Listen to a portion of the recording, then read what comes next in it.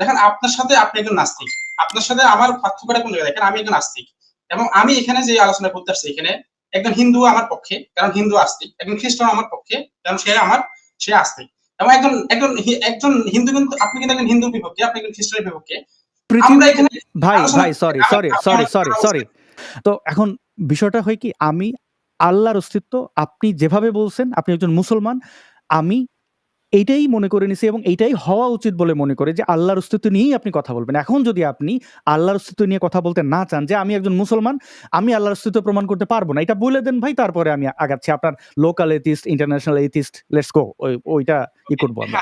আসাদ ভাই, আসসালামু আলাইকুম। নাস্তিক আসাদ নূরের সঙ্গে সাজ্জাতুল মালা শান্ত ভাই একটি ডিবেট হয়েছিল। সেই ডিবেটের টপিক ছিল সৃষ্টিকর্তা কি অস্তিত্বশীল কিনা। এখন সাজ্জাদ ভাই যখন একজন সৃষ্টিকর্তা বা গডের অস্তিত্ব প্রমাণ করতে যাবে, তখন ওই বাটপার আসাদ নূর সে বললো যে গড না, বরং আল্লাহর অস্তিত্ব প্রমাণ করেন।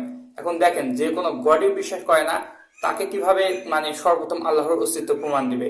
এখন যে নাস্তিক, তার সর্বপ্রথম তাকে এটা বোঝাতে হবে যে এই গড, পৃথিবীর গড বা ঈশ্বর একজন আছে। তারপর তাকে বোঝাতে হবে যে ইসলামের গড সত্য নাকি অন্য কোনো ধর্মের গড সত্য। কিন্তু আসাদ নূর তাকে বলছে যে তাকে এক কথায় বা তাকে প্রথমেই আল্লাহর অস্তিত্ব প্রমাণ দিতে হবে। মনে করেন আপনার ছেলেকে আপনি অক্সফোর্ড ইউনিভার্সিটিতে ভর্তি করবেন, জন্ম হওয়ার পরেই বা কথা বলার পর শিখে কি তাকে অক্সফোর্ডে ভর্তি করবেন? প্রথমে তাকে নার্সারিতে দেবেন, তারপর junior KG, senior KG, high school, college, এভাবে তাকে অক্সফোর্ড ইউনিভার্সিটি পৌঁছাতে পারবেন। ওরকম কোন একজন নাস্তিকে যদি আল্লাহর অস্তিত্ব প্রমাণ দিতে হয়, সর্বপ্রথম একজন সৃষ্টিকর্তা আছে, যে মহাবিশ্ব, এত বড় মহাবিশ্ব তো একটা সৃষ্টিকর্তা আছে, সে যখন মেনে নিবে সৃষ্টিকর্তা তো একজন আছে, তিনি কে, তখন ইসলাম ধর্মের ঈশ্বরের অস্তিত্ব প্রমাণ দিতে হবে। কিন্তু ও ছোট বাচ্চাদের মতো সে বলা শুরু করলো যে আল্লাহর অস্তিত্ব প্রমাণ করবেন কিনা, অথচ তাকে আল্লাহর যে অস্তিত্ব প্রমাণ করবে বা ঈশ্বরের অস্তিত্ব প্রমাণ করবে, তাকে সেই পরিমাণ সময় তাকে দিল না। দেখেন কত বড় বাটপার এরা।